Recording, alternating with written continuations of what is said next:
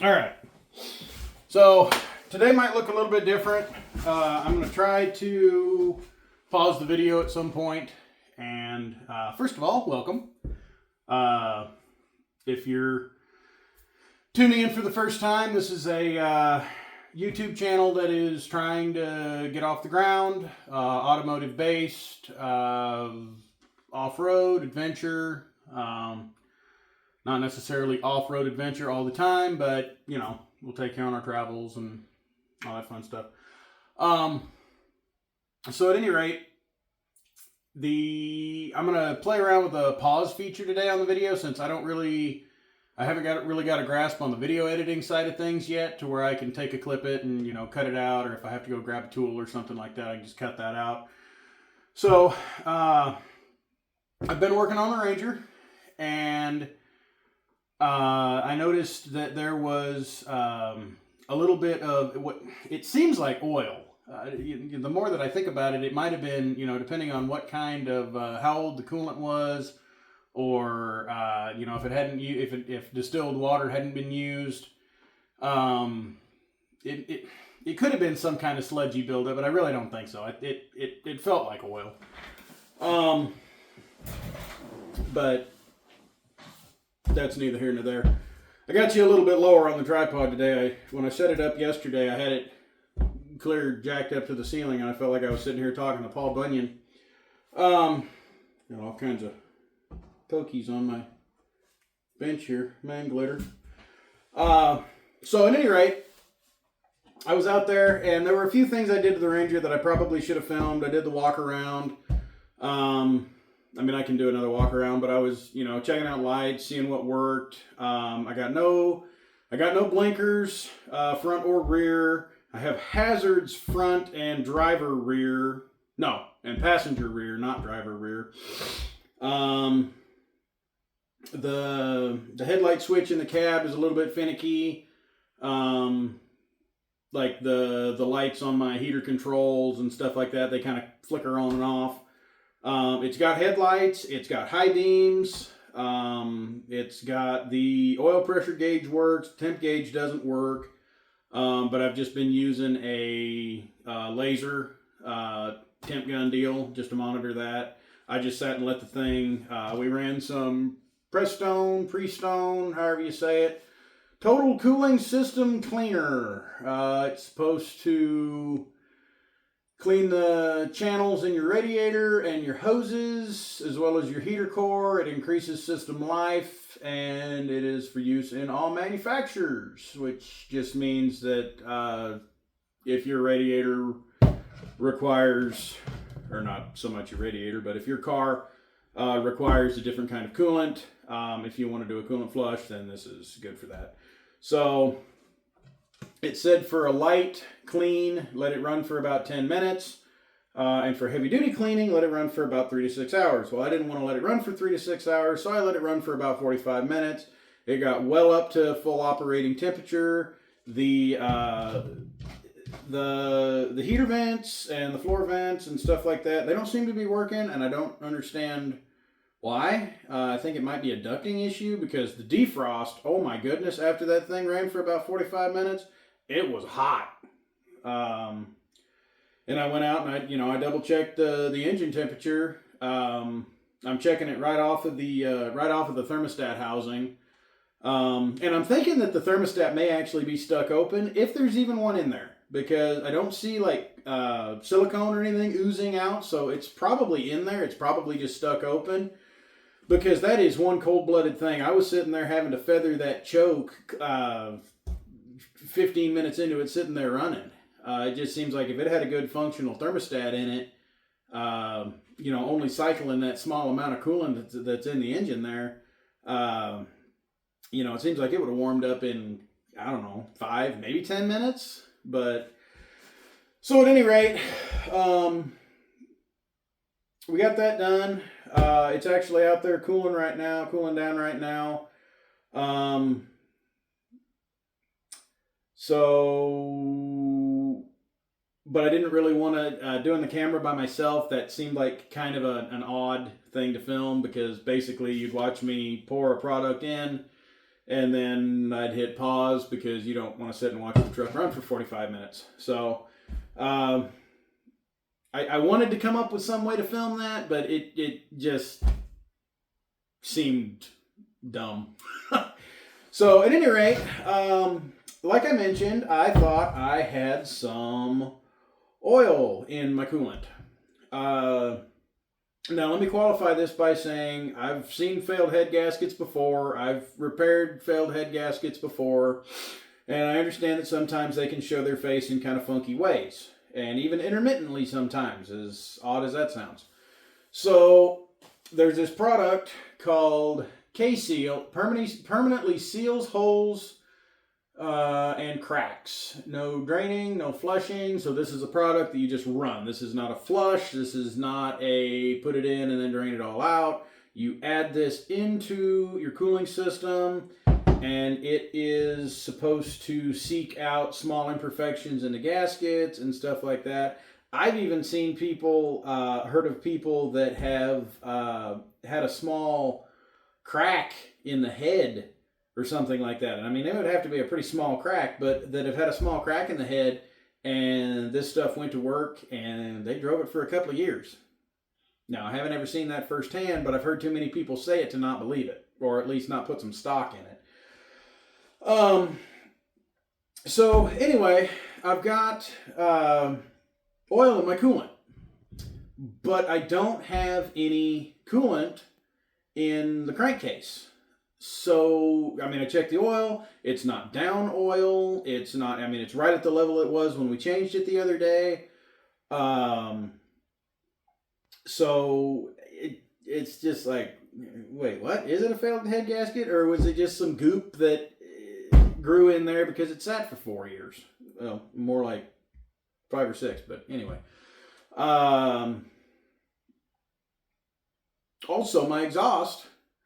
I've got a remote tank run, a boat tank in the bed, with a little bit of 2-cycle oil in it, just to, you know, help with lubricancy and all that fun stuff. Just help it where it can, you know. She's old and crusty, and she needs a little bit of loving here and there. So I'm not sure if I've got a failing head gasket or not. Time will tell. Hopefully when I drain this stuff out of the system, that will be telling, because if it still has a bunch of goop in it, then we'll know that we may have a further problem. So I don't really know at what direction I want to go with this. If the engine is, if the head gasket and stuff are failing, because if I have the head off, then I'm going to take the head to the machine shop, and while I've got the head off, then, you know, I'm going to check the lip on the cylinder walls and look for cross hatching and all that, you know, all the stuff you're supposed to look for anything that may have potentially gotten hot. And if I'm going to go to that extent, then I'm going to pull the thing out and I'm going to flip it upside down. We're going to knock the pistons out of it and, you know, check the conditions of the rings, the crank bearings, you know, all that stuff. It just seems silly not to if you're that far into it. However, my objective goal here is not to build a 2.3 liter inline 4-cylinder. I have no problem with the engine. In fact, I like the engine. It's a neat little engine. I like the fact that it's so small.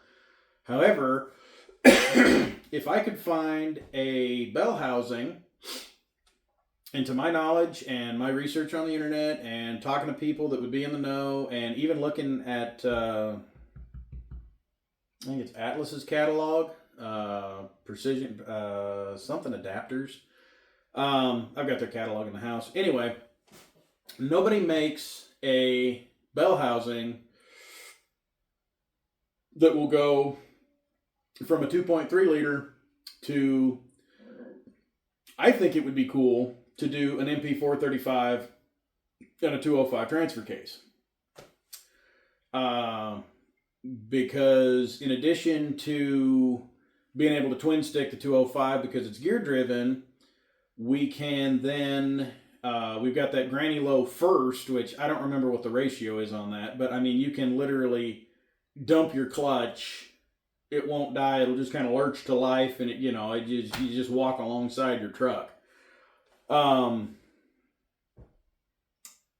So that would be my ultimate goal.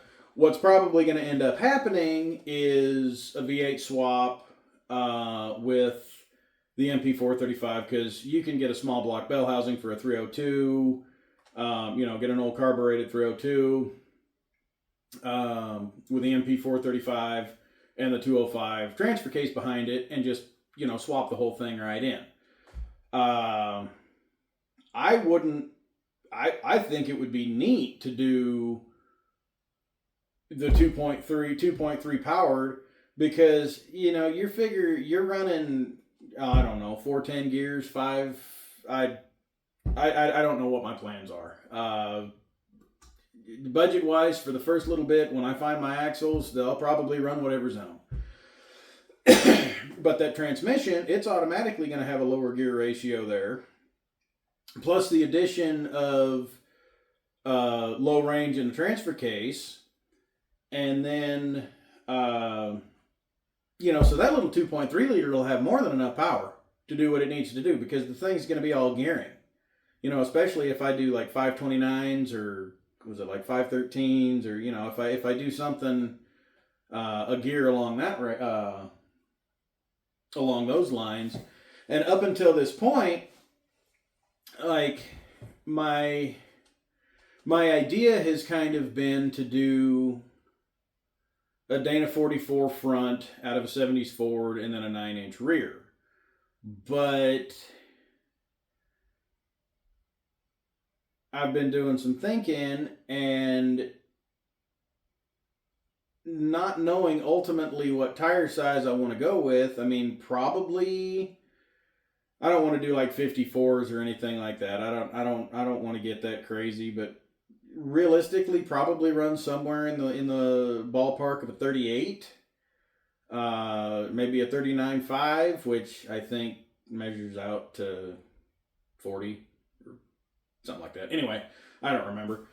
A lot of it depends too on what the width of your wheel and the pressure you run at and all that. So but I've been thinking that if I'm going to go ahead, if I'm going to 4-link the front and probably the rear, I thought about running a leaf spring rear with a 4-link front, at least for a little bit, but then I can't find anything online that says that's a good idea. And not having a lot of experience with 4-link, I don't know how the two would behave together. I know that a lot of people don't like leaf sprung wheelers because they say they're bouncy and they just don't perform as well, and that may be true, and aspects of that may be true, but I mean ultimately I've seen some leaf sprung wheelers that can get down. They got 63 inch leafs on all four corners, and you can get some pretty crazy articulation with that setup. Yeah. Safety glasses are bugging me. So, at any rate, and budget-wise, I may leave the rear leaf sprung for a little bit and have the front 4-linked, and then, drive it and see what I think. Ultimately, it's not going to be a road vehicle, so how it performs driving down the road is almost irrelevant.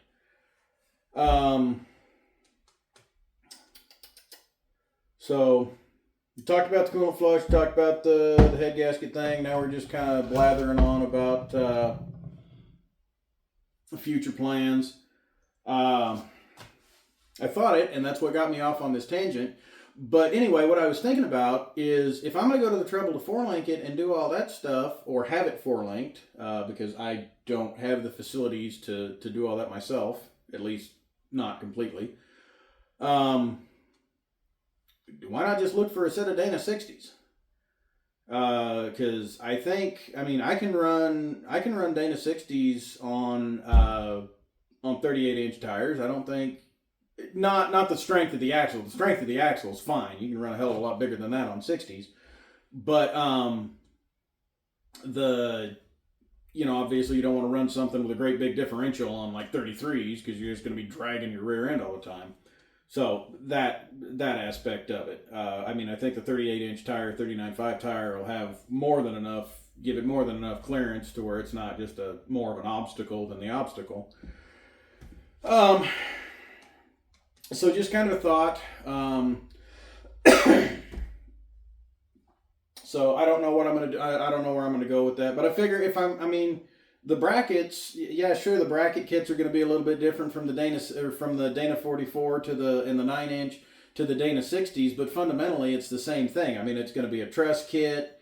It's going to be, everything's going to have to be burned on the same way. It's fundamentally the same process, so why not just do it that way? So anyway, my wife got me this snazzy little light from Harbor Freight today. She saw me. I was watching. Well, you guys have probably seen it in my videos. Having a heck of a time with that. I've got that DeWalt light, and there's absolutely nothing wrong with it. It's super bright. And it's a really good light if you're working under something and you can just hang it. But as far as you're trying to position under the hood or anything like that, it can be a little bit of a turd because it's not really meant to do that. And she saw me watching a YouTube video of a guy that I like to follow. I'm sure a lot of you do too. But he had a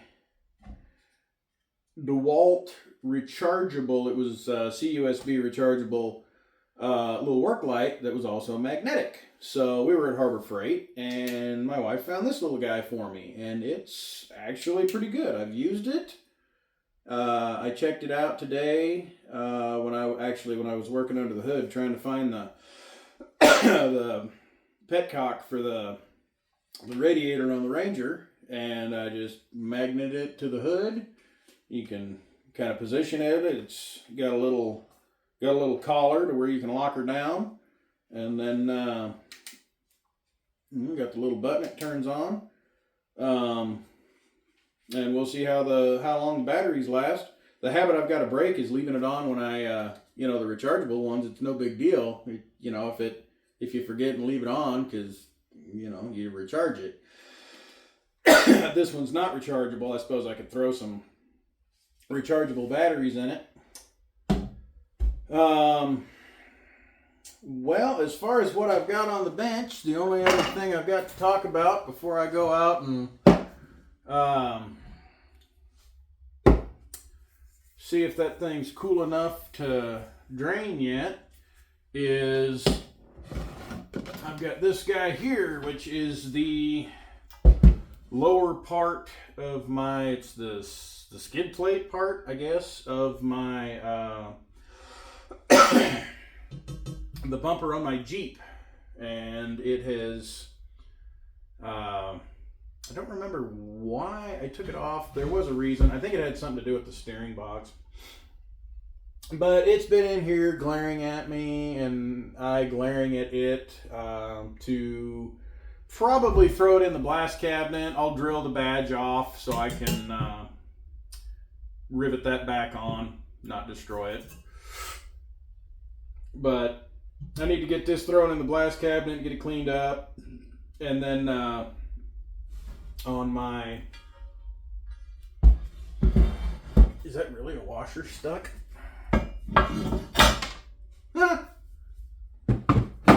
That's specifically why I had this block of aluminum sitting here, is because I knew that today there would be a washer stuck in the paint of this bumper skid plate.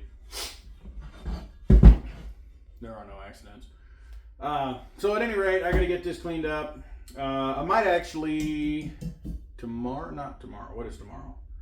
Tomorrow is Friday. I might be able to do it tomorrow. I got a few other plans. Get this thrown in the blast cabinet and see if there's any feasible way to hold my phone to film sandblasting this. that might be a little, I know a lot of people are interested in videos like that. So anyway, there's that. And then the actual tube portion of the bumper that's still on the Jeep, I had a couple of light brackets that I had to cut off. So I need to pull I need to pull the whole bumper off. And unfortunately, it won't fit in my blast cabinet. It's too big. But I do need to get that off, get the remainder of those tabs that I cut off, ground off, and then try to, get it sanded down as good as I can, get a primer coat on it, and then get it repainted, because it just, it'll look like $1 million with a little bit of paint on it, but right now it looks terrible. So, all right. Well, I was thinking about bringing you with me, but I'm by myself. I really don't have any way to set the tripod up, so I think, forgive me, I lied. Once we start doing some more work under the hood, figuring out, actual nuts and bolts work that I can film, we'll get some better videos rolling.